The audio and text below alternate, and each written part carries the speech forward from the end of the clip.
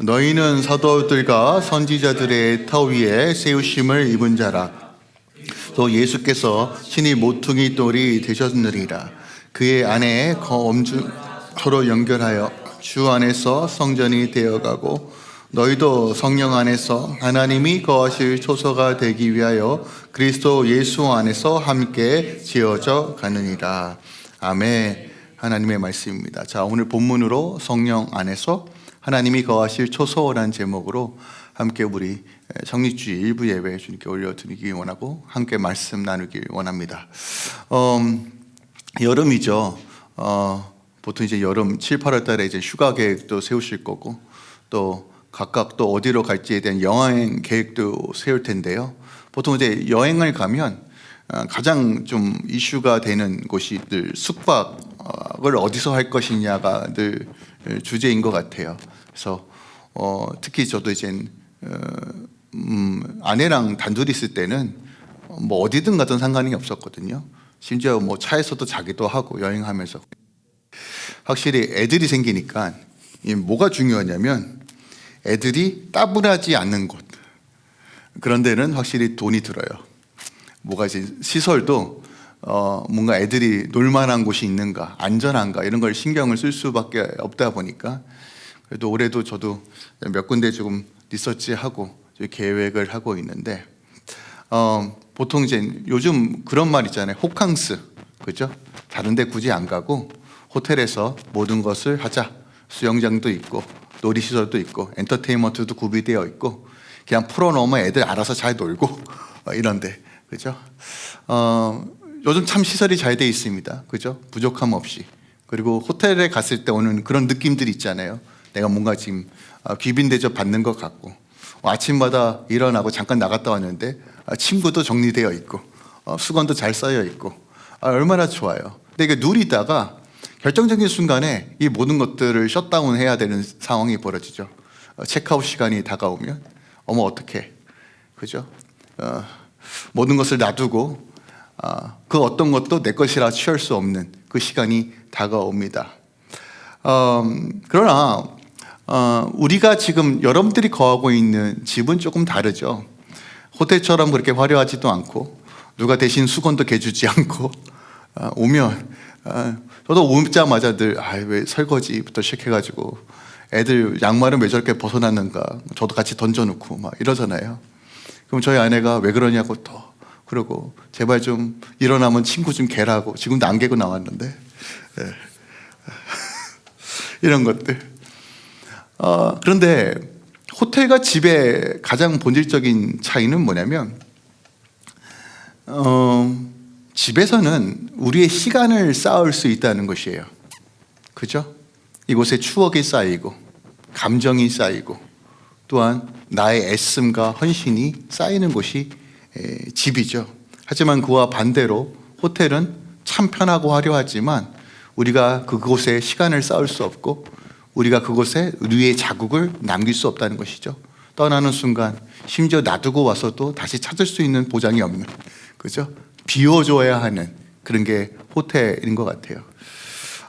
제가 왜 이 이야기로 시작하냐면 오늘 본문에서 교회가 무엇인가에 대한 어떤 개념을 건물적 개념을 통해 영적인 개념을 설명하고 있기 때문에 그래요. 우리가 머무는 곳으로 생각할 것인가 거할 곳으로 생각할 것이냐가 결국 교회의 본질이 무엇인지를 오늘 바울이 어떤 건물의 개념을 통해서 설명하고 있다는 것이에요.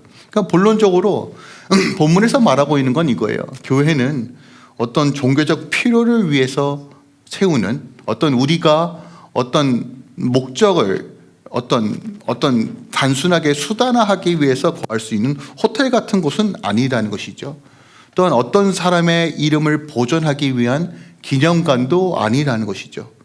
교회는 성령 안에서 하나님이 거하실 초소이고 우리가 그것을 지어져 가야 될 분명한 부르심이 있는 것이다. 그것이 하나님의 집이다라고 오늘 설명하고 있습니다. 그러니까 정확하게 두 개념으로서 우리에게 설명하는데 뭐냐면 머물 것인가, 비지팅할 것인가, dwell, 거할 것인가에 대한 개념, 그리고 결국 이 교회가 듀얼 하나님이 거하실 초소로서 우리가 어떻게 세워져야 할 것인가, 그 기초와 그 기둥과 그 터가 무엇인지를 오늘 본문이 설명하고 있다는 것이죠. 제가 오늘 이 본문을 선택했던 이유가 있습니다. 저는 늘 이 교회를 통해서 강조하고 또 말하고 싶었던 메시지가 뭐냐면, 그 누구도 영광받지 않고 하나님만 드러나고 하나님만 새기고 하나님으로 이끌어가는 교회 구조와 원리가 무엇일까에 대해서 고민하고, 이것이 본질적으로 회복되어져야지만 하나님께서 이루실 하나님의 뜻이 이 땅 가운데 이루어진다라고 믿고, 또한 말씀이 그것을 증거한다라고 생각하기 때문입니다. 그리고 그 놀라운 역사대로 우리가 방향성을 잡았을 때 하나님의 은혜의 역사들이 어떻게 이루어지는가를 저희는 이제 6년 동안 그것을 지켜보았고, 이것이 하나님께서 그래도 우리가 여전히 연약하고 서툴지만 그 방향성으로 나아갔더니 하나님의 역사들이 일어나는구나 하는 것을 우리가 목도하고 있습니다. 그리고 오늘 다시 한번 그것을 확인하고 되새기는 시간을 갖기 원합니다. 이 6년 동안에 많은 성도들의 눈물이 있었어요. 헌신이 있었습니다. 그리고 기도가 있었습니다. 때로는 넘어짐도 있었어요. 그리고 큰일 났다라고 하는 큰 사건들도 좀 있었습니다. 하지만 그 가운데서 하나님께서 다시 한번 우리가 무엇을 붙들어야 되는지를 확인해 주셨고, 또한 그것을 돌이켜 때론 내 마음을 치고 옷을 찢고 하나님께 다시 한번 나아갔을 때 하나님께서 이루어 주신 것들을 봅니다. 그런데 저는 지금까지 하나님께서 무엇을 이루셨는가에 주목하지 않고 다시 한번 본질적인 질문으로 오늘 본문을 다루기 원합니다. 이 교회가 누구의 교회인가라는 것이죠. 또한 이 교회 누구의 이름으로만 존재해야 하는가?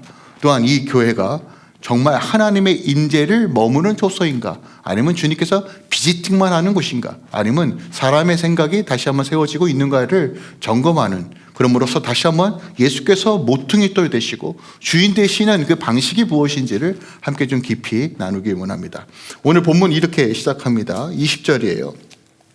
너희는 사도들과 선지자들의 터 위에 세우심을 입었다라고 말합니다. 자, 우리가 보통 이제 건물을 소개할 때, 표현할 때 어떤 랜드마크를 지정하여 사람들을 그것에 미팅을 잡을 때 보통 건물의 외관을 설명합니다. 그죠? 이 건물은 이래, 저 건물은 저래. 특히 이제 할렐루야 교회 소개할 때 가장 먼저 언급하는 게 뭐예요? 코스코 옆이야. 코스코 옆이야. 왜 그럴까요? 여기서 코스코는 딱 여기밖에 없고, 어떻게 보면 동네마다 가장 랜드마크가 코스코잖아요. 근데 코스코 옆이라고 하면 실질적으로 여러분 코스코 옆에 건물 되게 많거든요. 헷갈려요. 그래서 코스코 옆에 3층짜리 희꺼먼 거 있다. 일단 와라. 그러잖아요. 그러니까 보통 우리가 겉으로 뭐가 보여? 어떤 모양이야? 이런 것들에 보통 주목을 하지, 그 내부 구조가 어때? 이런 것들을 잘 설명하지 않거든요. 그런데 오늘 바울이 교회에 대해서 이야기하는데 겉모습이 아니라 그 안에 가장 기초를 이야기합니다. 바로 눈에 보이지 않는 이 터에 대한 이야기를 하고 있다는 것이에요. 그러니까 이 본문에서 바울이 교회의 터가 무엇인지를 설명하기 위해 2장 전체에서 하고 있는 이야기가 있습니다. 2장 초반부에 뭐냐면, 우리가 소망이 없는 자였다. 우리의 삶의 주체가 우리가 아니기 때문이다.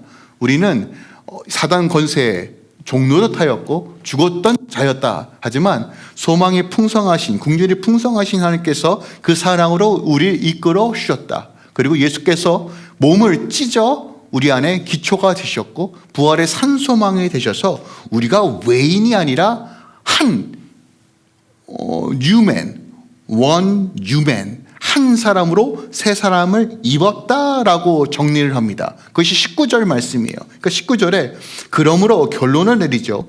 이제부터 너희는 외인도 아니고 나그네도 아니고 오직 성도들과 동일한 시민이요 하나님의 권속이다라고 표현합니다. 혹시 자막 띄워줄 수 있나요? 19절. 네, 권속. 권속이라는 건 패밀리란 뜻이에요. 우리 가족이 되었다는 것이에요. 그러니까 이 가족에 대한 개념, 교회는 반드시 가족의 개념을 설명하는데 이 가족이 어느 터 위에 올라져 있는가, 그것이 오늘 선지자들과 사도들의 메시지 위에, 그 터 위에 세움을 입은 것이다 라고 말하고 있다는 것이에요. 자, 그러면 사도들과 선지자들의 말, 사도들과 선지자의 터가 무슨 말을 의미하는가? 그러니까 사도들과 선지자들이 전달했던 메시지 터 위에 교회가 세워졌다는 것이에요. 근데 주목할 것은 사도들의 업적, 내가 이런 사역을 했어, 이런 복음을 전했어가 아니라, 그들의 어떤 사역의 내용이 아니라 그 안에 담겨져 있는 그들이 전했던 메시지, 그 복음이 무엇인지, 그 복음의 터 위에 교회가 세워졌다라고 이야기하는 거예요. 그러면 복음의 내용이 뭐냐는 거예요. 우리가 믿는 복음의 내용이 뭐냐는 거예요. 여러분, 우리가 복음 하잖아요.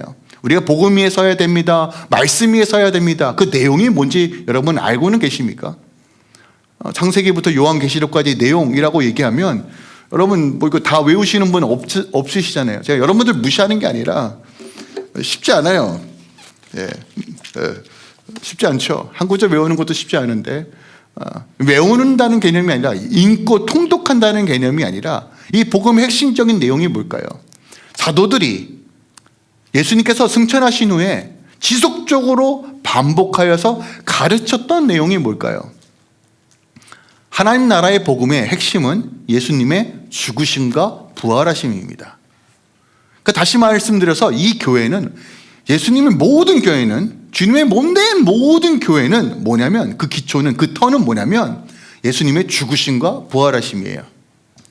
그러니까 뭐냐면 이 개념을 정확하게 모르면 신앙생활 대충 할 수밖에 없습니다. 신앙생활이 깊어질 수 없어요. 깊어지지 못한다는 건 어떤 의미냐면 종교생활 할 수밖에 없다는 거예요. 껍데기 신앙이 될 수밖에 없다는 것이에요.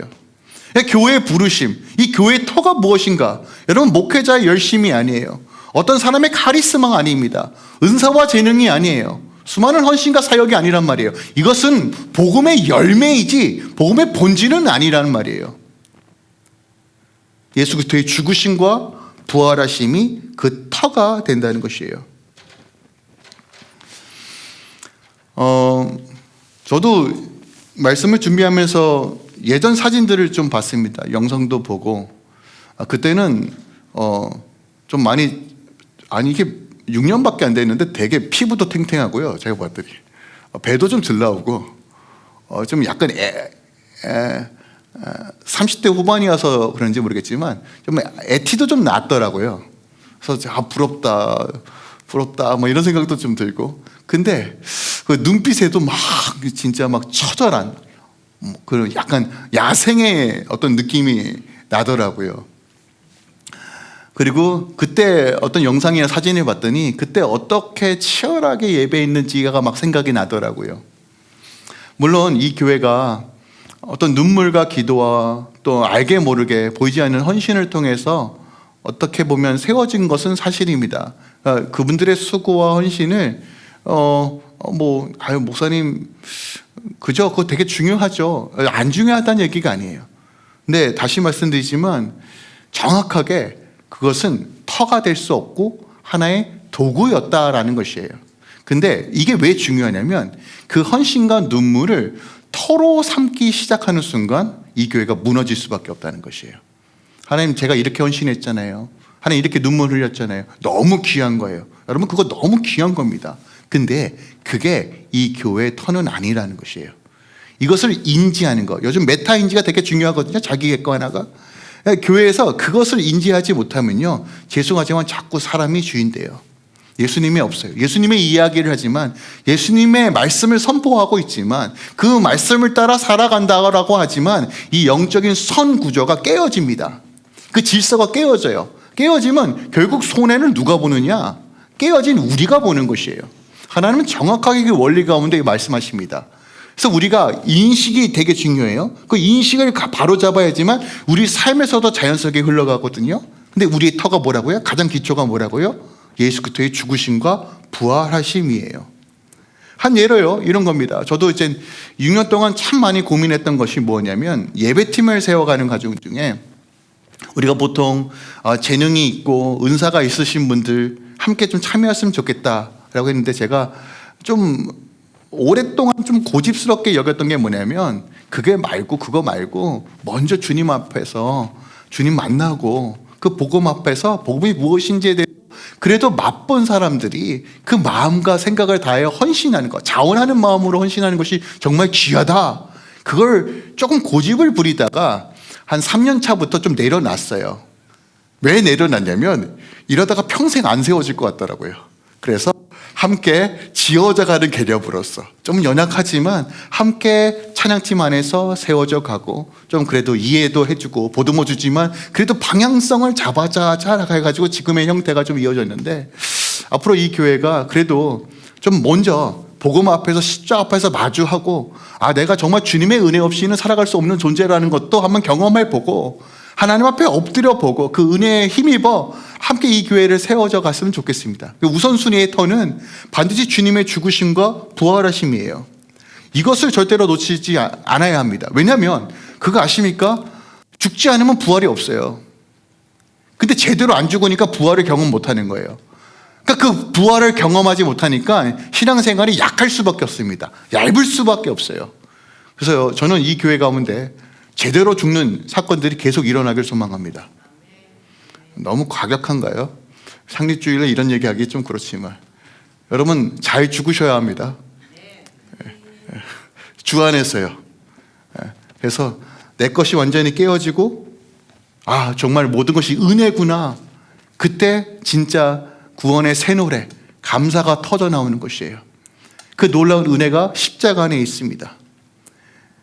왜냐하면 우리가 제대로 죽지 않으면 자꾸 눈에 보이는 것을 선호하고 내가 의지하고 싶은 것들을 붙들 수밖에 없어요. 근데 여러분, 이게 교회 안에서의 구조뿐만 아니라 우리 삶의 모든 영역에서도 정말 적용이 됩니다. 자녀를 양육할 때도 마찬가지예요. 얼마나 예전에도 저희 부모님, 이렇게 얘기하면 안 되지. 근데 가장 많이 들었던 얘기가 뭐냐면, 야, 내가 너한테 투자한 게 얼마인데, 이 얘기 되게 많이 들었거든요. 근데 요즘 그 얘기 안 했습니다. 안 하면 해도 안 되는 걸 알기 때문에. 그래서 제가 이게요, 되게 감사한 건데, 사람이요, 제대로 그것을 은혜를 깨닫지 못하면 어떻게 바뀌는지 아십니까? 아니, 그래서 뭐 해달라고 했냐고. 이렇게 바뀌어요, 사람이요. 제가 뭘 얘기하는지 아시겠죠? 그래서 제대로 고생을 좀 해봐야, 진짜 이게 부모님이 그냥 주는 게 아니었구나. 저도 이제 애 키워보니 그때서야 깨닫는 거예요.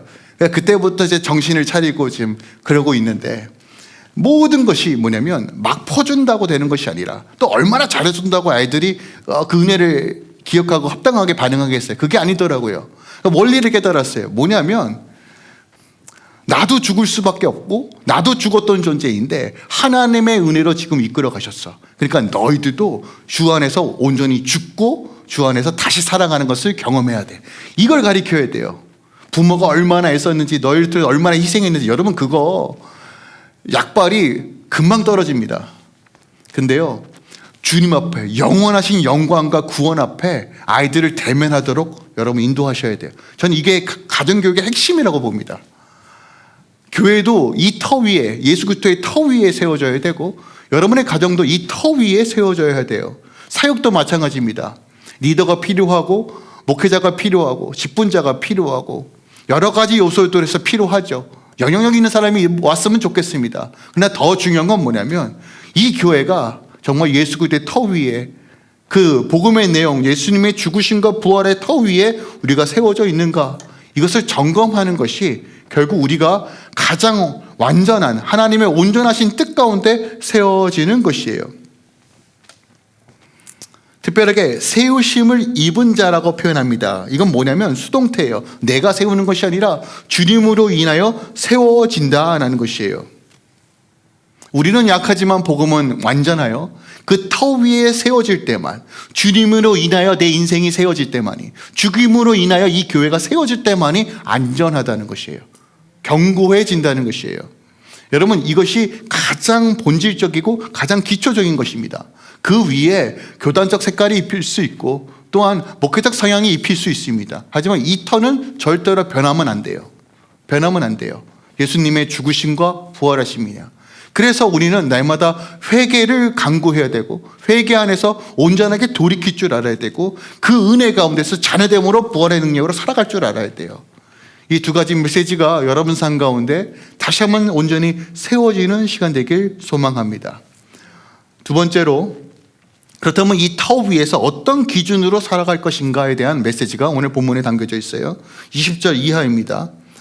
입은 자라 그리스도 예수께서 친히 모퉁이 돌이 되셨느니라. 그의 안에서 건물마다 서로 연결하여 주 안에서 성전이 되어가고 라고 말합니다. 예수님께서 모퉁이 돌이라고 말해요. 자, 오늘날 건축 개념하고는 좀 다른데 고대 군동에서 건물을 지을 때 모퉁이 돌, 그러니까 시작돌이 아니라 모퉁이 돌의 개념은 이거예요. 건물의 방향성을 설정하는 돌입니다. 그러니까 모퉁이 돌이 이렇게 세워져 있으면 이렇게 세워지는 거예요. 만약에 모퉁이 돌이 이렇게 니은자로 세워져 있으면 건물이 니은자로 세워지는 겁니다. 그러니까 이게 건물의 방향과 모양을 설정하는 돌이 모퉁이 돌이라는 것이에요. 자, 무엇을 이야기하냐면 모든 기준이 이 모퉁이 돌이어야 한다는 것이에요. 기준이 예수 그리스도라는 것이에요. 자, 이게 뭐냐면 이렇게 이해하셔야 돼요. 오늘날 교회가 내가 익숙한 방향 혹은 내 취향이 모퉁이 돌이 될 때가 있어요. 어떤 내가 영적으로 추구하는 취향, 어떤 지향점이 교회의 모퉁이 돌이라고 생각하는 경향들이 많다는 것이에요. 아니에요. 그렇지 않습니다. 이 교회의 모퉁이 돌은 예수님입니다. 예수님께 정렬되어져야 돼요. 하지만 이 정렬 가운데 제가 몇 주 전에도 어떤 청빙위원회를 구성할 때 그래도 이 교회 가운데 어떤 방향성 그리고 이 목회 철학이 무엇인지를 잠깐 나누었어요. 근데 저는 나누는 목적이 뭐냐면 이 교회는 반드시 이렇게 세워져야 합니다라고 하는 어떤 의미보다 저는 각각 교회마다 하나님께서 큰 그림의 블루프린트의 개념에서 이 유니버시티 교회 가운데서 이 교회가 맡아야 될 사명과 부르심이 있다라고 생각해요. 그러니까 그 방향성, 그러니까 터는 예수 그리스도신데 그 터 위에서 하나님께서 이 교회를 향하여 어떤 방향성을 설정하기 원하시는가에 대한 이야기지 어떤 외형이나 어떤 구조가 반드시 이렇게 돼야 된다라는 이야기를 하는 것이 아닙니다.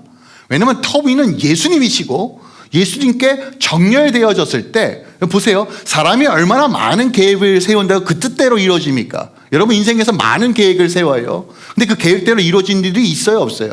수많은 변수들을 만나잖아요. 그거 어떻게 다 컨트롤하실 거예요? 그래서 중요한 건 방향성입니다. 방향성이에요. 여기서 말하는 기준은 방향성을 의미해요. 정렬된다는 것이에요. 정렬된다는 거예요. 근데 우리가 많은 부분에서 이 정렬을 어떻게 이해하냐면요. 내 취향이 교회에 묻어나고 내 취향대로 교회가 흘러가면 교회가 잘 정렬된다라고 생각하는 경향들이 있다라는 것이에요. 제가 이 원리를 어떻게 깨달았냐면 정렬은 어떻게 되는 거냐면 여러분 기억하세요. 이게 히브리서 12장 2절 말씀이에요. 믿음의 주였던 온전케 하신 예수님을 바라보자는 거예요. 자, 믿음의 주여는 어떤 얘기냐면 믿음의 창시자라는 얘기입니다. 믿음의 시작점이에요. 그러니까 내가 믿겠다가 아니라 예수께서 같이 그 믿음이 구원을 인도한다는 거예요. 그러니까 주님께서 그 믿음을 우리에게 주셔야 돼요. 그 믿음이 우리를 온전하게 하는 거예요. 온전하게 한다는 건 뭐냐면 완벽하게 된다는 것이 아니라 온전하게 한다는 것은 그 정렬 가운데 질서 있게 세워진다는 뜻을 의미합니다. 근데 언제요? 믿음의 주 온전케 하신 예수를 바라볼 때 그 일이 일어난다는 것이에요. 자, 바라본다는 건 뭐예요? 우리가 함께 한 군데를 바라봅시다. 고개를 들어보세요. 어떤 일이 벌어져요? 그 한 군데의 점을 위해서 정렬이 이루어지는 거예요. 우리 모양 다 다르거든요. 재능 다 달라요. 지향하고 취향하는 어떤 기질들이 다 다르단 말이에요. 그럼에도 불구하고 우리가 한 군데 예수를 바라볼 때 이 모든 것들이 정렬되기 시작한다는 것이에요. 기준은 예수님이시라는 거예요.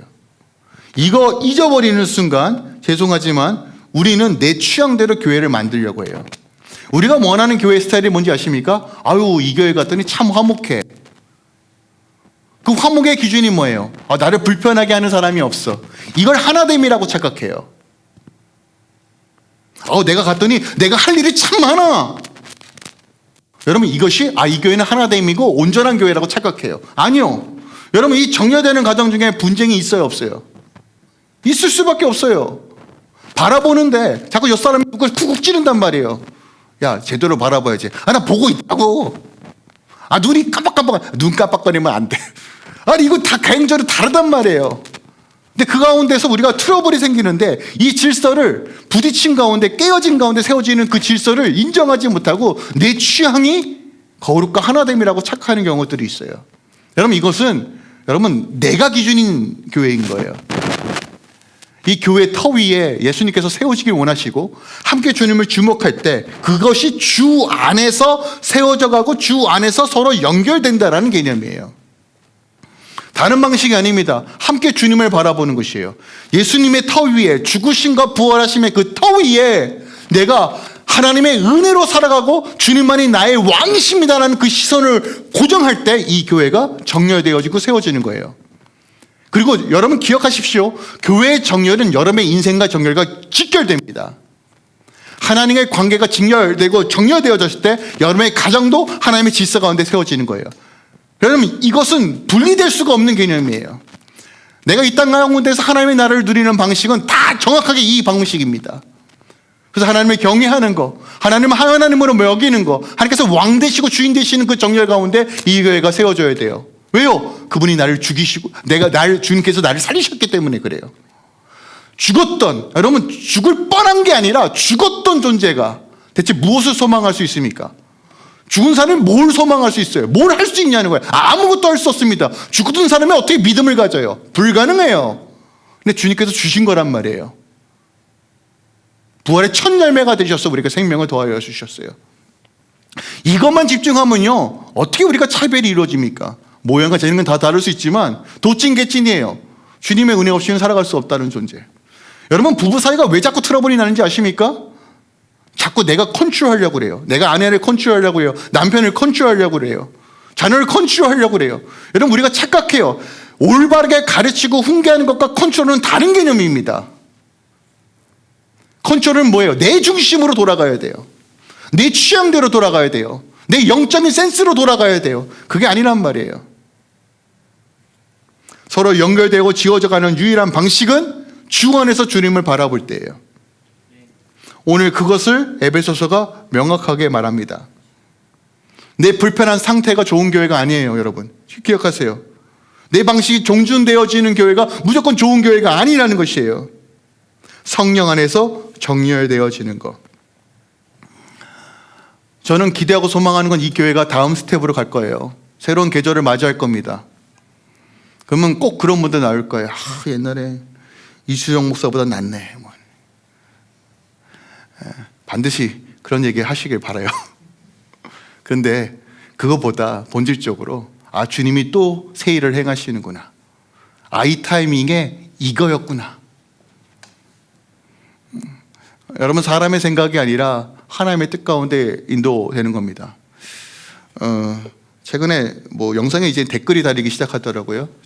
저에 대해서 악플이 달리기 시작했어요. 근데 처음에 마음이 좀 어려웠는데 다윗의 고백이 절로 나오더라고요. 주님만이 아십니다. 주님만이 아십니다. 이걸 다 설명할 수도 없고 결국은 이제 삶을 통해서 하나님께서 하시는 일들이 드러날 텐데 이 시즌에 하나님께서 저를 다루실 거고 이 교회를 다루실 거고 여러분을 다 다루실 텐데 여러분 이 과정 중에서 하나님의 기준을 놓치지 않으시길 소망합니다. 하나님께서 이 못된 교회를 계속 지어져 가실 거고 서로 연합하게 하실 거예요. 방식이 뭐라고요? 죽고 사는 그 모든 것들이 십자가 안에서 예수를 바라볼 때 정렬되어지는 거예요.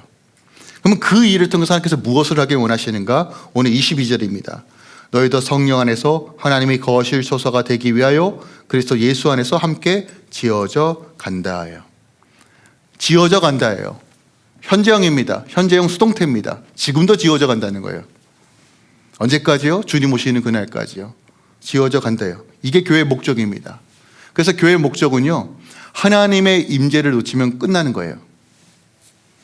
우리가 비판을 참 많이 해요. 교회가 문제가 많어. 그게 프로그램에 돌리면 안 되지. 여러 가지 특히 이제 신학생들이 그런 얘기 많이 하거든요. 죄송하지만 지들이 안 해봐서 그래요. 참 말은 참 잘할 수 있는데 실제로 그렇게 쉬운 게 아니에요. 근데 어떻게 보면 가장 명확할 수 있습니다. 뭐냐면요, 하나님의 임재를 사수하는 방식은 하나입니다. 오늘 이거 다 설명하고 있는 거예요. 예수 그리스도의 죽으심과 부활하심. 그러니까 내가 죽고 예수로 살아가는 것을 훈련해요. 그리고 이걸 하기 위해 발버둥이면 예수 주님께 초점을 맞추는 거예요. 초점을 맞춘다는 건 내 삶의 우선순위가 예수 그리스도라는 것이에요. 내 삶의 주인이 예수 그리스도시라는 거예요. 내가 모든 결정권의 우선권이 주님이시라는 거예요. 그 결과도 주님 거라는 거예요. 여러분 이거 훈련해야 됩니다. 그냥 되지 않아요. 그래서 이것을 훈련하기 위해 내 육신을 치기 위해 말씀 가운데 거하는 거고 순종하며 걸어가는 겁니다. 그때 어떤 일이 벌어지느냐? 우리가 지어져 간대요. 지금 랭내에도 지금 계속 지금 집을 짓고 있습니다. 공사 현장에 가보신 적 있으시죠? 저도 최근에 이한민우 성도네 신방 갔는데 아직 짓더라고요. 옆에 건물들이. 그러니까 공사장이에요. 그래서 제가 여기 시끄럽지 않으세요? 했더니 곧 다 되겠죠? 그러더라고요. 구닥구닥.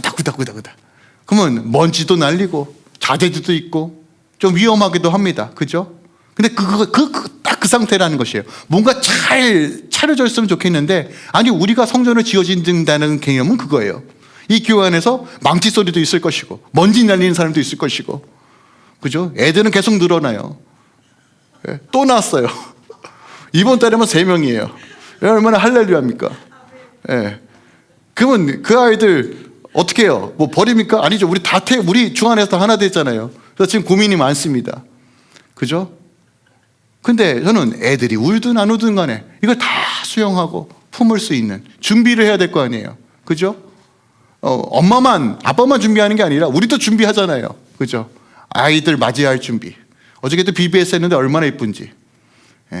열심히 소리 지르고 뛰어다니는 건 저희 아들밖에 없고, 참. 그런데. 성령 안에서 하나님의 임재를 사모한다고 얘기해요.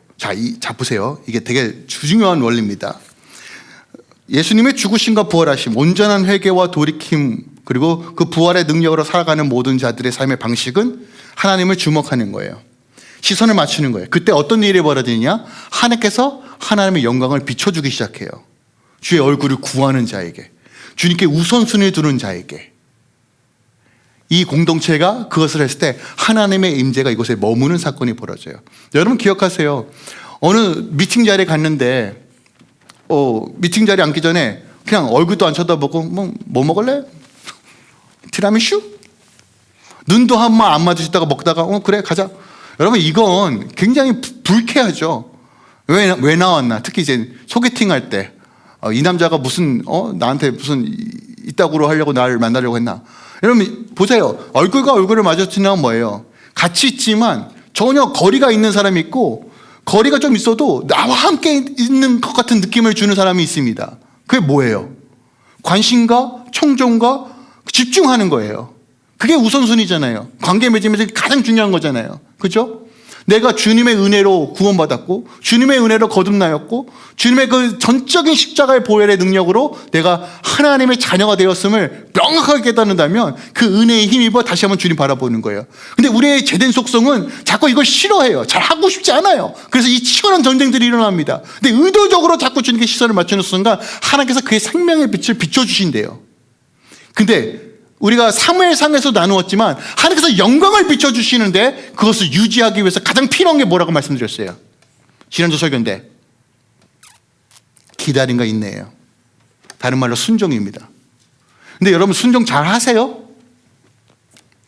주의 말씀 잘 따라가십니까? 잘하면 좋은데 여러분 다시 말씀드립니다. 말씀의 순종은 내 의로 안 돼요. 절대로. 맨날 하나님 내가 절대 안 하겠습니다 하다가 밤에 라면 먹고 막 왜 안 해? 막 같이 왜 자꾸 안 하겠다고 하면 다 생각이 나잖아요. 그죠? 끊겠다고 하면 더 생각이 나고. 그죠? 그래서 뭐가 필요하느냐? 성령 안에서가 필요한 거예요. 왜 성령을 보내주셨냐는 거예요. 성령 하나님의 역할이 뭐예요? 보혜사 성령께서 하시는 역할이 뭐예요? 내 마음에 부드럽게 하여 주의 말씀을 지켜 행하도록 인도하시는 거. 에스겔 36장 말씀이잖아요. 그래서 성령은 순종케 하는 영이에요. 왜 순종해야 될까요? 복 받으려고요? 그렇게 접근하시면 안 돼요. 여러분, 순종이 하나님의 거룩한 질서가 내 땅 가운데 임하는 방식이기 때문에 그래요.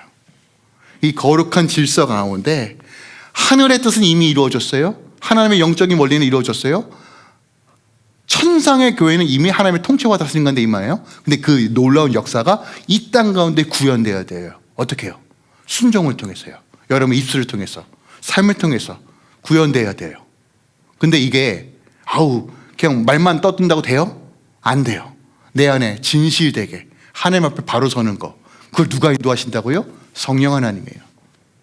그래서 술 취하지 마라, 성령으로 충만하라 말하는, 성령의 지배를 받으라는 얘기예요. 오늘 그 얘기하는 겁니다. 이 교회가 하나님의 임재를 잃지 않기 위해서 가장 먼저 필수적으로 요구해야 되는 건 성령 충만함이에요. 이건 한 그림 안에서 보셔야 돼요. 그래서 예수 그리스도 안에서 죽는 것, 회개 안에서 부활의 능력, 하나님의 건세와 능력을 받아 소망, 참된 소망이신 예수를 바라보며 나가는 삶은 늘 주님께 주목하는 삶이에요. 시선을 고정하는 삶이에요. 그 고정했을 때 하나님께서 영광과 인재와 은혜를 허락하여 주실 거예요. 이 공동체 안에요. 여러분 삶 가운데, 이 교회 가운데 만약에 인재가 흐리멍텅한다 라고 생각했을 때 반드시 이걸 점검하셔야 돼요. 때로는 회개하시고 때로는 금식하시고 엎드려서 구할 건 뭐냐면, 하나님, 주님께서 머물 수 있는 이 공간이 되길 원하고 주의 영광의 빛이 비춰지길 원하는데, 하나님 이곳에 하나님의 영으로 다스려 달라고 간구하셔야 돼요. 근데 하나님의 영으로 다스리는 그것이 온전하게 이루어지는 방식은 순종인데, 그래서 말씀의 순종함과 말씀을 묵상함으로 걸어갈 때 이 교회 가운데 하나님의 인재가, 주님께서 머무시는 놀라운 은혜의 역사들이 일어나는 것이에요. 이게 가장 기본적으로 말씀하고 있는 이 교회의 가장 기본적인 골격과 털이에요. 그 위에 목회자의 어떤 영성과 교회의 방향성들이 덧입혀서 세워져 가는 것이에요. 저는 이런 감동을 주셨어요. 아마도 내가 이 교회에서 사역하는 동안의 마지막 창립주일이라면 어떤 메시지를 전달할까? 좋은 얘기도 많은데 굳이 근데 하나님께서 말씀하시는 거예요. 저에게 감동을 주셨어요. 가장 기초, 가장 기본, 이것이 우리 인생을 다시 정렬시키고 새롭게 하는 것이다 라는 마음을 주셨어요. 여러분, 다시 한번 여러분에게 강력하게 권면합니다. 우리 주님께로 다시 정렬하셔야 돼요. 여러분의 인생도요, 이 교회도, 여러분의 가정도요. 그래야지만 여러분의 가정과 여러분의 자녀들이 하나님의 복을 누리는 방식으로 세워질 것입니다. 하나님의 임재 없이는 아무것도 없는 됩니다. 프로그램이 아니에요. 그래도 감사하게 어저께도 이제 BBS를 저희가 자체적으로 처음에 진행했던 해인데, 그래도 계속 기도하고 애쓰시며 주의 얼굴을 구하는 모습이 너무 귀했어요. 그래서 하나님께 너무 감사하러, 하나님 감사합니다. 이제 하나둘씩 또 세워져 가는군요. 우리 아이들이 세워져 가는군요. 이 교회가 제가 참 부족했는데 부족하니까 괜찮은 사람들 계속 붙여주시는군요 하는 은혜를 계속 경험합니다. 그래서 목회자는 부족할수록 좋다라는 어떤 그런 개인적인 어떤 음성도 들었는데, 어떻게 해석하시든 여러분 마음대로 해석하시고요. 근데 중요한 건 이 교회가 그리스도 안에서 온전하게 세워져 가고, 또한 여러분의 헌신과 눈물과 기도가 헛되지 않고 주의 뜻 가운데 바로 세워졌을 때 그 하나님의 기업의 영광의 풍성함이 이 교회뿐만 아니라 여러분의 가정과 삶의 영역까지 온전하고 흘러간다는 것이죠. 말씀을 정리합니다. 오늘 바울이 교회가 무엇인가에 대한 이야기를 합니다. 주님이 모퉁이 돌 되신다고 말해요. 주님이 지금 우리 안에 역사하시고 인도하시길 원하십니다. 하나님은 정확하게 그 원리와 법칙 가운데 하늘에서 이루어진 뜻을 이 땅 가운데 풀어내십니다. 교회는 그 하나님의 영광을 드러내야 하는 곳이고, 또한 하나님의 복음을 증거해야 되는 곳입니다. 어떻게 해요? 우리 삶을 통해서, 우리 삶의 메시지를 통해서 증거해야 됩니다. 그래서 우리가 다시 한번 예수께서 머리 되시고 그 안에 정렬되어지는 방식을, 그 내용을 반드시 알아야 합니다. 그리고 숙지하고 훈련해야 합니다. 다시 한번 예수님께, 다시 한번 주님을 바라보며 성령 안에서 지어져 가며 하나님께서 거하실 초소로 나아가시길 사모하십시오. 이거는 이 교회 공동체뿐만 아니라 여러분의 가정과 삶에서도 우리가 지켜 행하며 세워져 가야 될 가장 본질적인 메시지입니다. 하나님의 복을 누리고 다시 한번 주님께서 은혜 주시는 그 놀라운 역사들을 풀어내며 이번 한 주도 주의 뜻 가운데 세워져 가길 예수 그리스도 이름으로 축원드리고 부탁드립니다.